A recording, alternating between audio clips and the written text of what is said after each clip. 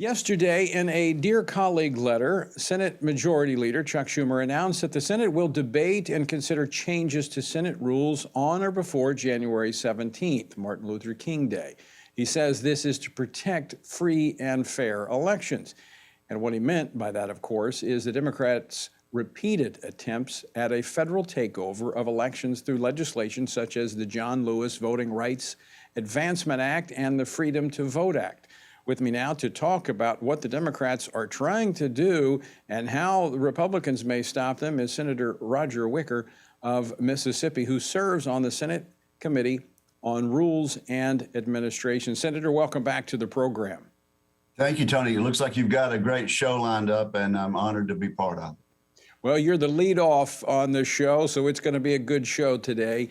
Let's talk about this threat by Chuck Schumer. It's one he's been making for over a year to change the filibuster rules, meaning that a simple majority can push anything through the Senate, which would make it very much like the House. It just, it was an astonishing letter. It really was Orwellian newspeak.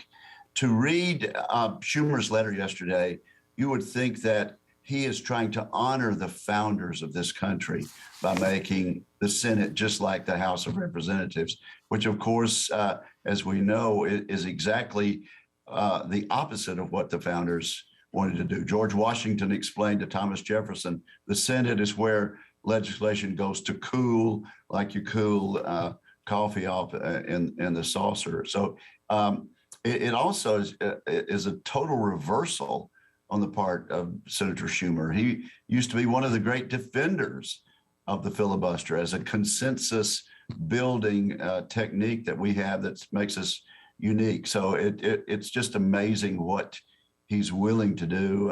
I hope Senator Manchin and his statement today made it clear that this is designed to fail, but I know he and Senator Sinema will be under enormous pressure between now and the 17th of January. So we need to keep up the pressure and keep explaining why this would absolutely change the Senate and change our republic forever.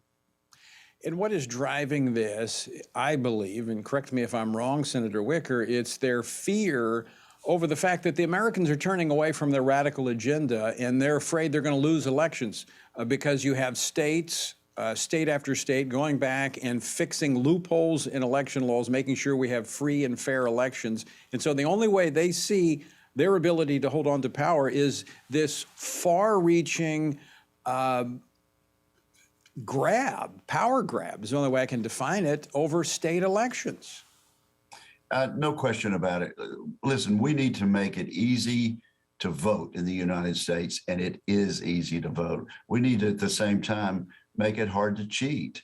And that's why so many states have enacted photo ID, and those laws have been upheld by the Justice Department.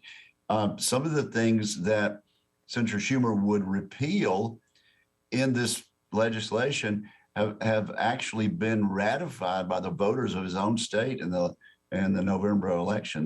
There was a proposal to sort of open up absentee voting more than it is now. The voters of New York, a very liberal state, voted that down, and yet this legislation that he's backing, that he would abolish the filibuster because of, would repeal the very decision that his own voters in New York made just a few weeks ago.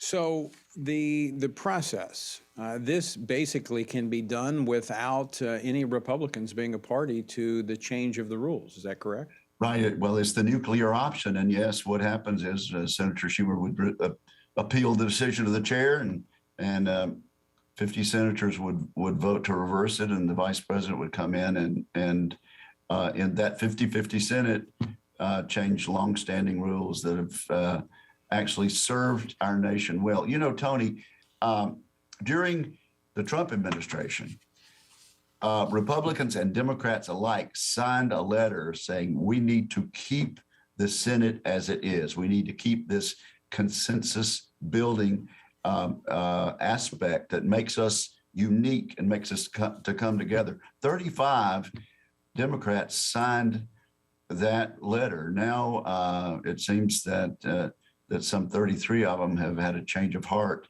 now that Joe Biden is president. It's breathtaking the way they are contradicting what they said only a few short years ago. And by the way, there were a few years ago, there were Republicans who wanted to change that, not necessarily in the Senate, but there were conservatives who wanted to see the rule change. I did not. I was very clear on the record. I did not want to see that filibuster rule change for this very reason. I think history will vindicate you on that. Yes, the convenience of the hour sometimes makes us frustrated. But let me tell you, a lot of really great legislation has been passed with this consensus building mechanism we have. The original Voting Rights Act, the Civil Rights Act, Social Security, Medicare, they have all been done with 60 vote majorities because it took time to come together to develop something bipartisan and something that both the center, the right, and the left could come together on. And it's a wonderful technique. Again, I'm just astonished at the foresight of the founders for instituting this type of bicameralism. It would be a terrible, terrible thing to toss away. I mean, the reality is we're a divided nation, and it's becoming more difficult to reach that consensus. I get that. I understand that. I was frustrated by some of the things that Donald Trump, during his presidency, was not able to do through the Senate because they didn't have 60 votes. I understand that. But that, as you've pointed out, that's what keeps this country together, because if not, it's going to be like a ping pong match. You're going to have a Democrats going to be in power, and they're going to hit the ball, and they're going to do what they want to do. Then the Republicans take over, and they do what there's no stability in that. It would make us very much like some of our European socialist allies. And I'll tell you, if this succeeds this month, then the next thing you're going to see is Supreme Court packing with 51 votes. Yeah. You're going to see statehood for the District of Columbia with 51 votes. Every state that has a right to work law that says you don't have to join a union if you choose not to, that would be repealed at the sweep of a pen with a 50-50 vote majority and the tie break by the vice president. So there's a lot at stake. And I'm just hoping and praying that Senator Manchin and Senator Sinema will stick to their guns. We had a really strong statement, I think, from Senator Manchin today. It makes me hopeful that once again, we can dodge the bullet on this. You know what, Senator, I think you're absolutely right, because I think once you go down this path and you make an exception for voting rights, you're right. Right to work is on the table. Second Amendment protections is on the table. There's no limit to what the left will do because they have so many special interest groups that'll be pounding at the door, demanding that Joe Biden and Chuck Schumer take action. Right. And Joe Manchin essentially said that today. He said, once you start slicing the turkey, you've essentially decided to slice up the whole turkey. It's a metaphor, perhaps, you wouldn't have chosen, but I know what he meant. I'm not a turkey. I'll take the ham. But you actually pointed out, we just got a couple minutes left, but you pointed out in an op-ed that you wrote during the Christmas break, actually came out December 31st, kind of the priorities that Congress should be looking toward in this new year. And actually, you've listed some of these things that they would be coming after. For instance, defending election laws. That's what's at stake here. They want to do the very opposite of what you say the Congress should be doing. Oh, yeah, absolutely. And also, we need to get back to defending our country. You know, we voted on a bipartisan basis to give another $25 billion to the defense of this country. You have to up the Biden defense request by that amount of money. We're going to have to pass the appropriation bills to do that. Here it is.